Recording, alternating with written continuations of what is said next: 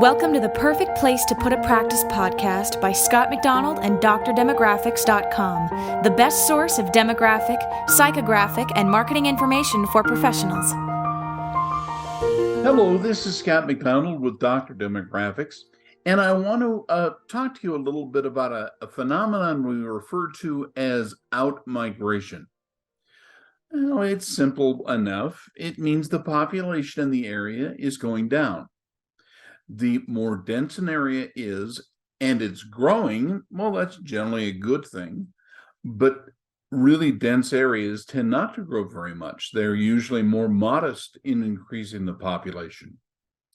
Now, natural migration refers to how many babies are being born and whether immigrants are moving to a particular location.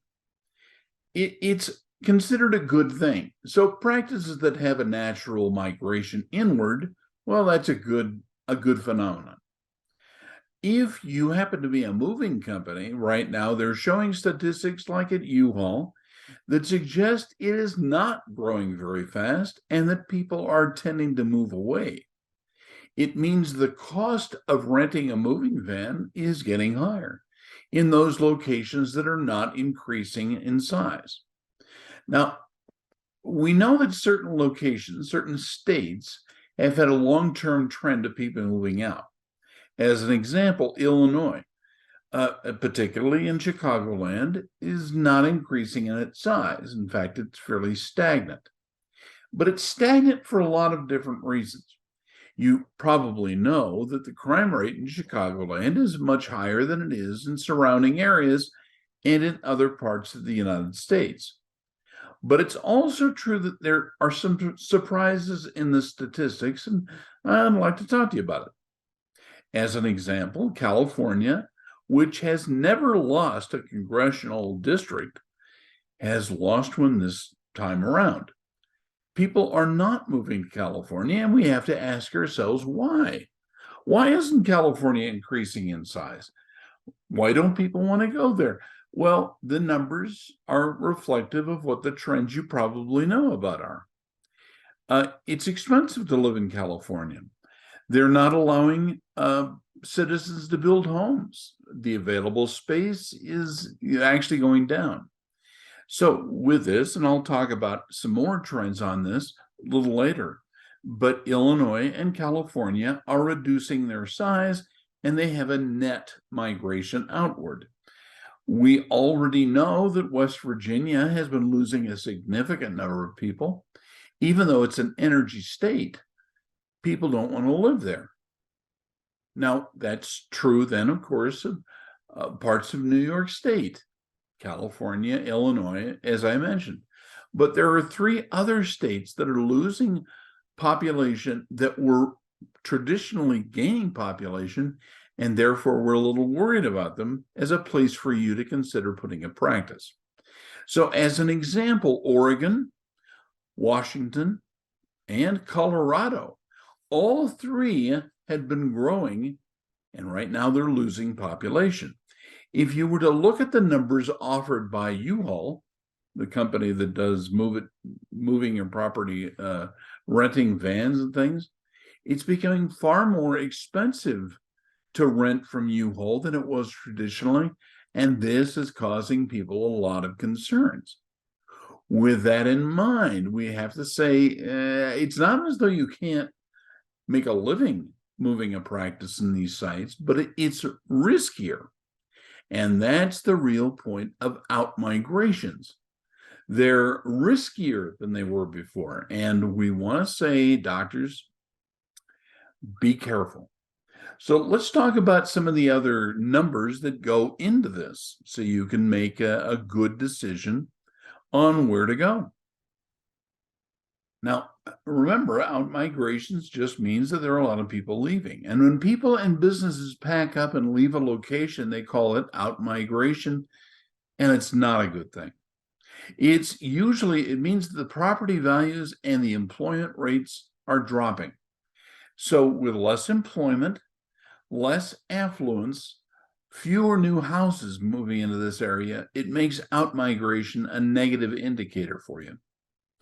Generally, out migrations are seen as a bad thing. Illinois went through one, Northern and Southern California's are experiencing one right now.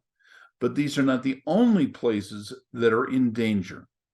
There are several places, and sometimes it's not entire states, but parts of states that are making it difficult to move to and definitely difficult to set up a practice. Now, out migration, I want you to keep in mind, no area is immune to out migration. Many places are growing that way.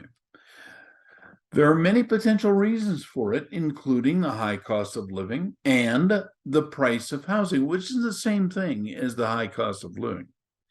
Median family income that cannot afford a middle-class lifestyle is making a lot of people leave as well. So they can't just be in the middle anymore. You either have to be very wealthy to get a house and not much else. The high taxes are also being a real problem, causing out migration. And the list goes on. Well, a couple of other things. The availability of any house is affecting people right now. High crime rates are also causing a lot of people to leave. Suburban areas that traditionally were strong are not so strong anymore. 3.5 million Californians have left the state over the last 20 years.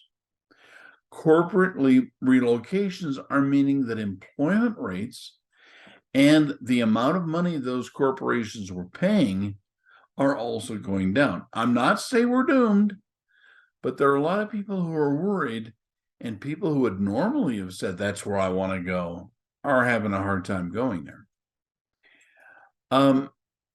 So Washington, Colorado, and Oregon are looking bad, particularly in the west side of Washington and Oregon.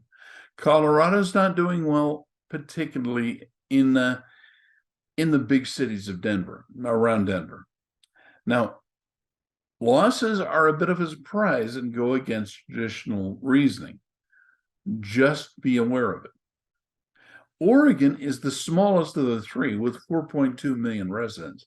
And like Colorado, Washington and Oregon were among the top 10 net domestic migration destinations early in 2010, but no longer. What was making them good is making them riskier now. Oregon peaked at a net domestic migration figure of 51,000 in 2016. By 2021, net domestic migration had fallen to 10,000.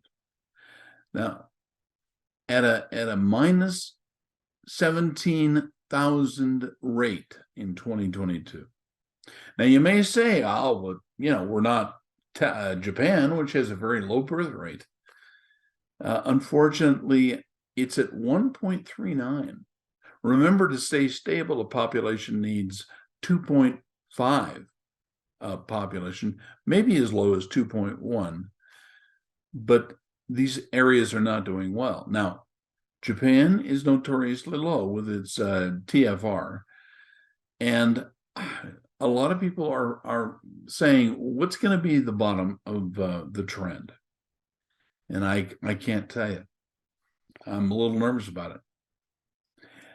Now, Oregon and Japan, as you can see, Japan seems to be doing okay, but Oregon is dropping in its rate so fast that by 2020, no one has any idea what the bottom of the market looks like.